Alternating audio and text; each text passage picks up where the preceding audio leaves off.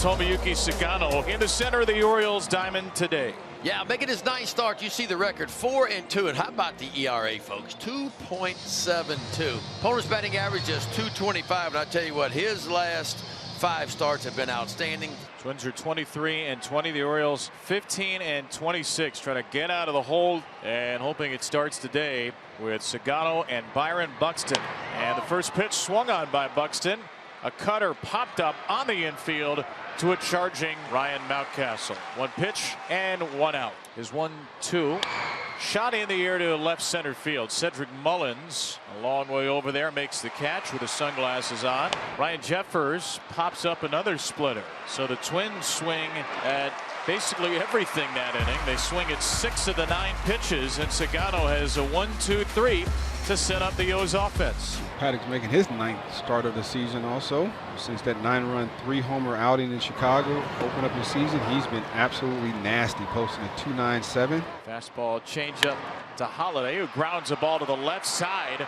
Royce Lewis has no chance from his knees, and it's a leadoff infield hit. Another backside hit this year for Jackson Holiday. This one chopped left side. Lewis on the short hop. Nice pick. Goes to second. The return from Lee, and that's not in time on a close play. And Lewis indicating the Twins should challenge 2 batters in. Heck of a turn there by Royce at third base, giving Lee a chance. And watching it live, I thought he was out. After review, the call on the field is overturned. The runner is out. Minnesota will retain their challenge.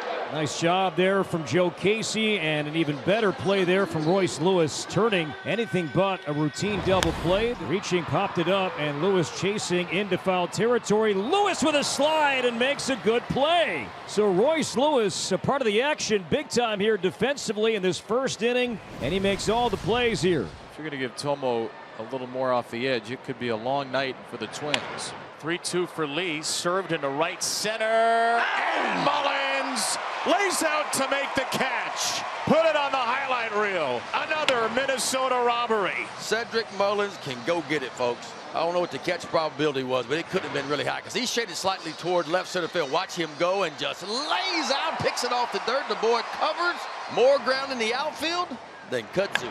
Swings and pops up a high cutter. Sagano right to the glove and right into the glove of Mullins. This time for a 1-2-3 second. Here's Ryan O'Hearn DHing once again for the Orioles today. 1 for 9 in the series. Well, and do some chase there with a changeup, and there's out number 2 for a strikeout for Paddack today. O'Neill bloops this one to short. He got jabbed, and Correa makes the routine play. So Paddack inducing weak contact. 3 up, 3 down. Scoreless game so far. Tomo Sagano to face the bottom third of the Minnesota order. Royce looking for his first hit against the Orioles all season long.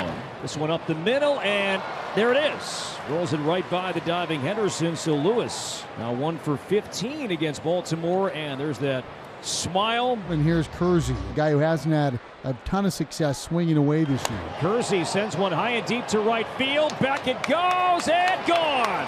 Deshaun Kersey Jr. now has 2 big league home runs, and both have come against the Orioles. 2-0 Twins here in the 3rd inning. It is first homer last day of the season a year ago at Target Field against Albert Suarez with the Orioles, and now home run number 2 comes against the Orioles, this time in 2025 at Camden Yards. And now Buxton unloads high and deep to left center. Back it goes, and that is gone. Twins go back to back. Kersey, now Buxton, and the most homer-friendly ballpark in baseball living up to the billing, and it's now 3-0. And Buxton puts it on, his 10th, and the Twins strike for 3. As Paddack is looking for that shutdown inning. Got in on Mullins to shallow center. Correa out. Buxton in. Talk guys in. It's caught as Buxton and Correa do make contact, and both are down. So the catch was made, but now concern as Correa went out. Buxton came in. There was contact, and both are on their backs here. Contact of Correa here. So catch, and then Byron jaw right into the back of Correa's left shoulder. And you can see Correa bracing for impact because he knew how fast Buxton was coming in and probably didn't have time to stop. What a scary moment, and Carlos, I believe, is probably going to have to come out of this ballgame. Now, Byron Buxton did stay in to finish the last inning, but will not come back out defensively here in the 4th. Mountcastle to right in the corner. Clemens goes back. Clemens will turn. That's going to be in play and off the wall to the big bounce back into right field. Mountcastle trying for 3. The throw from Clemens, and he's going to be out. Boy, these guys are moving all around, yet plays are still being made. Cody Clemens in right field throws out Mountcastle. Trying to turn that double into a triple, and there's out number 2, and there's a flex on his 29th birthday. Pitch counts in great shape. 1 walk, 1 strikeout for Paddack. His 3rd start lifetime at Camden Yards, and now hits Rutschman. That's one that he'd like to have back ahead 0-2. There's a little jam shot that lands for a hit. Rutschman holds at second on a base knock for Ryan O'Hearn, his 2nd of the series. And struck him out in the dirt, kicks away, but right on cue, out of the zone. See if O'Neill would chase. He did, and there's the 2nd strikeout for Paddack. 3-2, struck him out. It was the changeup off the outside corner. So back-to-back strikeouts for Paddack. The right side sliding stop made by France. He'll take it to the bag, and the inning is over. Hard contact, but France was there to make the play, and Paddack strands 2. Kjerstad, Holliday, and Mountcastle do up for the Orioles against Chris Paddack, who's working his way now into the 6th inning. 3-0 Twins. On the ground to first, and France will tell Paddack, I've got you. France makes the play into the ground ball induced by Paddack.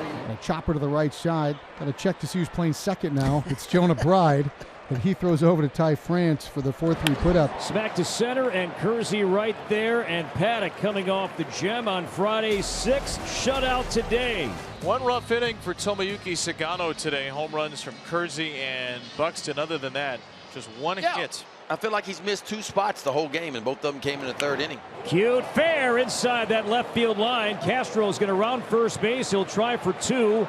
And Kjerstad comes up firing, not in time. Ball gets away, but backing up Mountcastle, and now Castro's down. Went in head first, a little too close to the bag. That doesn't look good for Willie Castro. The left hand, left arm just did not go. Got pinned under his body. And the head first slide. In terms of the Twins bench right now, Harrison Bader, Christian Vasquez. That's all that's left. Castro's going to stay in this game.